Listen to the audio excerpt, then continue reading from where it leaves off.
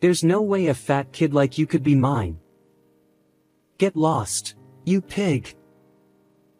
Nick shouted angrily, and I stepped in to protect Tony. If you won't acknowledge Tony as your own child, then I'll take him in. Later, after discovering that Tony had appeared on TV, my son and his wife came to the house. Tony, let's go home with us.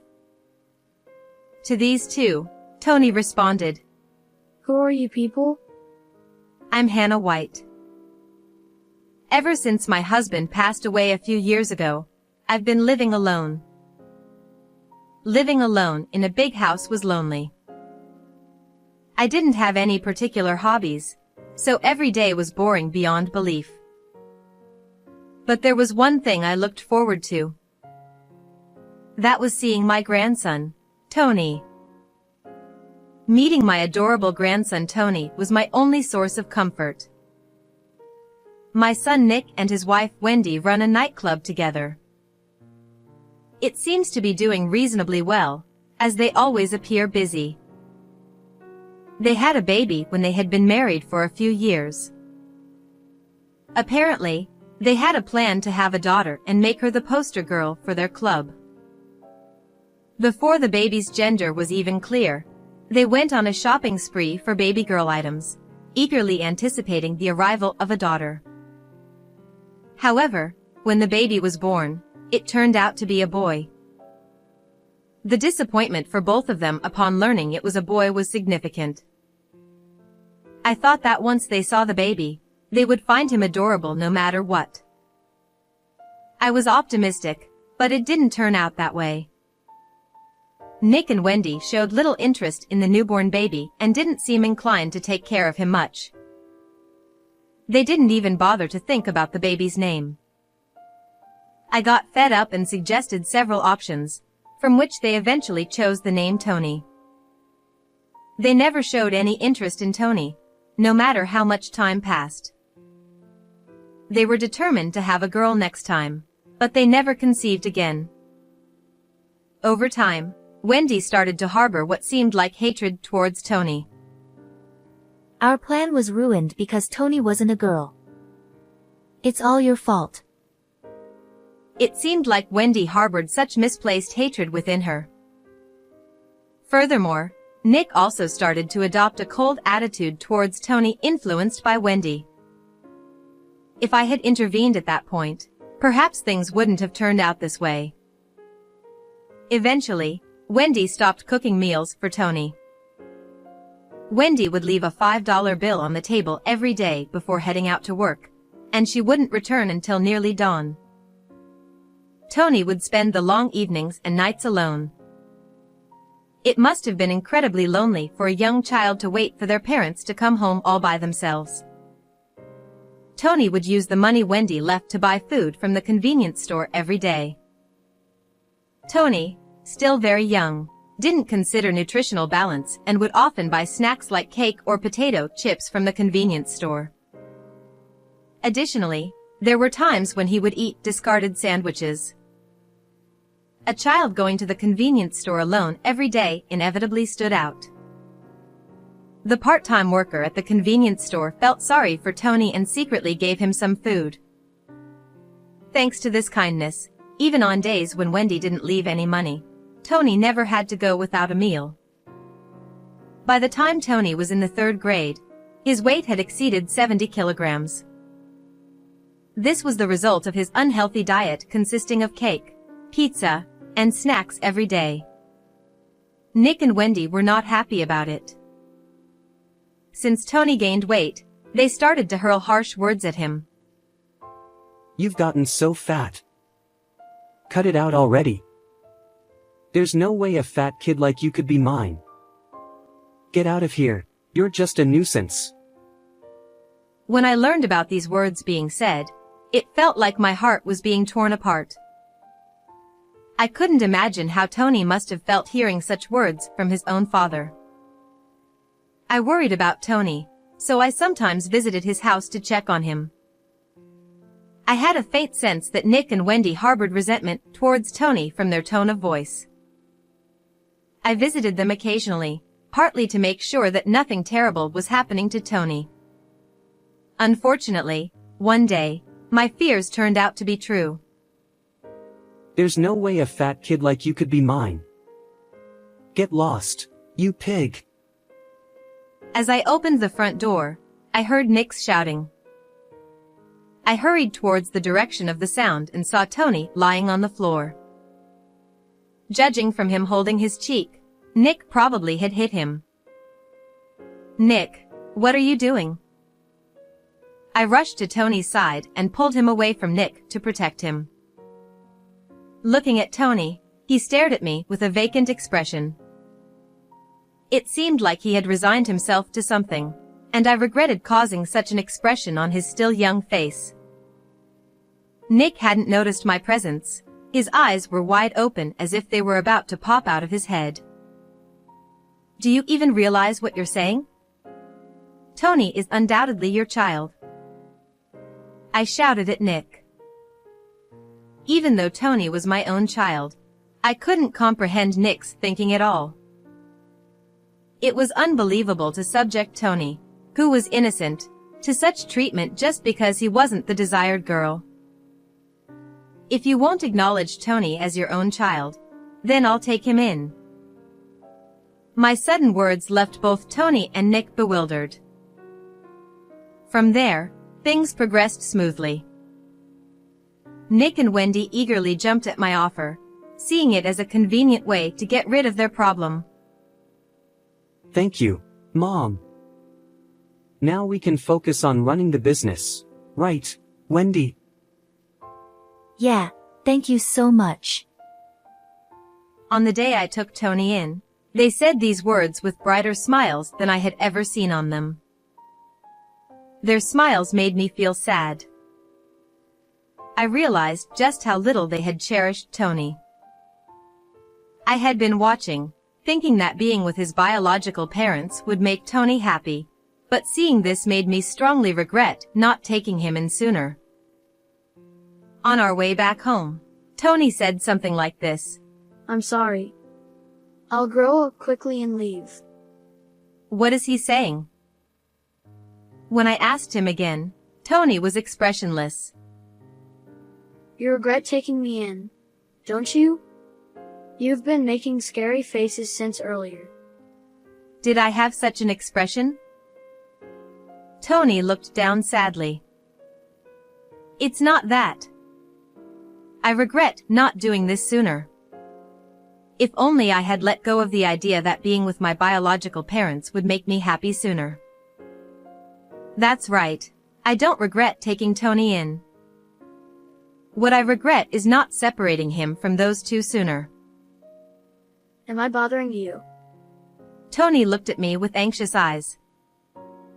I hugged Tony tightly. "Of course not. I'm confident that I love you more than those two ever did." Tony seemed unsure of what to do. After standing frozen like a stone for a while, he muttered softly. "This is the first time I've hugged." Tears overflowed from my eyes. I made a firm decision to make this child happy, no matter what. From that day on, Tony became remarkably more energetic. He started laughing and talking much more than before, which was hard to believe considering his previous demeanor. Every day when he came back from school, he would happily tell me about his day while helping with dinner preparations. "You look happy today, Tony. Did something good happen?" "You know what? Something funny happened today. While we were singing in music class, a sparrow flew into the music room. And then the teacher made a big fuss. I wondered why, and it turns out the teacher is scared of birds. She was about to cry." Tony chuckled, perhaps remembering the scene from earlier. Tony's presence was so adorable and endearing that I couldn't help but feel overwhelmed with love. Perhaps because Nick had started eating healthier meals since coming to my place, Tony's body shape had become more standard. While still retaining the typical cuteness of a child, his jaw became sharper, making him look quite handsome. He shyly told me that he had started to get approached by girls at school more often. Tony was happy every day, and I felt relieved to see him like that.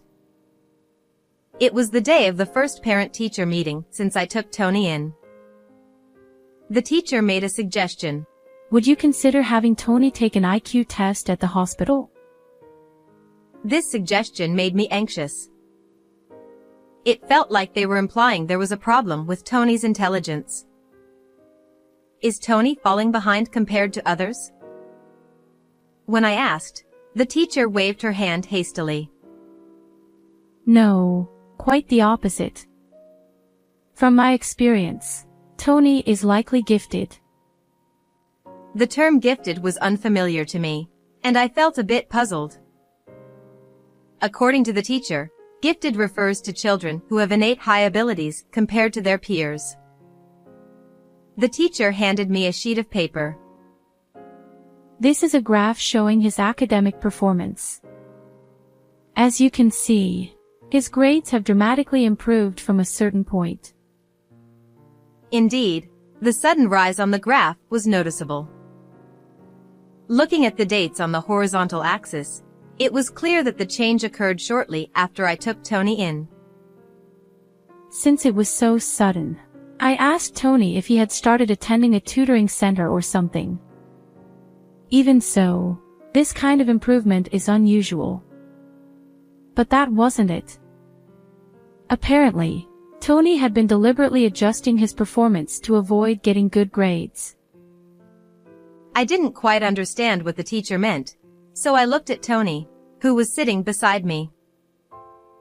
Noticing my gaze, Tony spoke up. In my previous home, if they found out I was getting good grades, they didn't like it.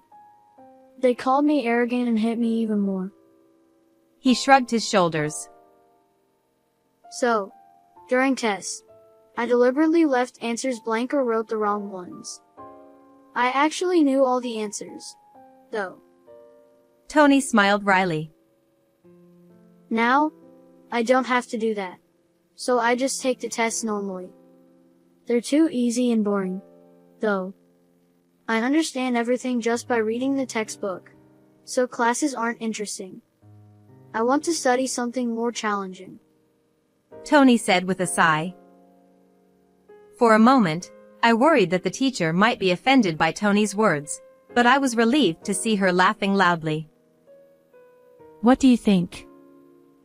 If Tony is gifted, we might be able to provide support that suits him. Would you consider having him take the test at the hospital? If it would benefit Tony. With that in mind, I decided to take Tony to the hospital over the weekend. Based on Tony's behavior at school and at home, as well as the results of the IQ test, there is a possibility that Tony is gifted, the doctor said firmly. Tony's IQ was significantly higher than average, and I was surprised. I didn't know Tony was so intelligent. No wonder schoolwork is easy for him. I decided to hire a private tutor for Tony to fulfill his wish of studying more challenging subjects. The tutor is a veteran who graduated from a famous university in the UK and understands Tony's needs well. It's more fun than schoolwork. Tony was delighted. Tony passed the first-class math exam recommended by his tutor. When the tutor posted about it on social media as my proud student, it quickly went viral. Tony became an overnight sensation, and newspapers and television stations started coming to interview him one after another. One day, while spending time with Tony as usual, the doorbell rang. Oh. Have the reporters come already? There was still about 30 minutes until the interview time. Assuming it was the reporters, I opened the door and was surprised. It's been a while, Mom. We've come to pick up Tony. There was Nick and Wendy. What brings you here? When I asked, Wendy smiled and said, Thank you for taking care of Tony. From now on, he'll be living with us. I was taken aback by her words. What is she saying now? Are you kidding? Tony has interviews scheduled. We're busy, so please leave. Upon hearing the word interview, Nick and Wendy's eyes sparkled. I knew it. That was Tony after all. I saw him on TV. Our son is truly amazing. The two exchanged looks, clearly excited. And then, they said something unbelievable. Once Tony comes back, our store will be secure. Wendy nodded along beside Nick. If customers come for Tony, our sales will increase more than ever. And in the future, he can take over the business. It'll make things easier for us. I'm appalled by the selfish thoughts of those two. They said Tony wasn't theirs, but as soon as they found out Tony is talented, they came to take him back. Tony, a child, isn't parents' property. I've had enough.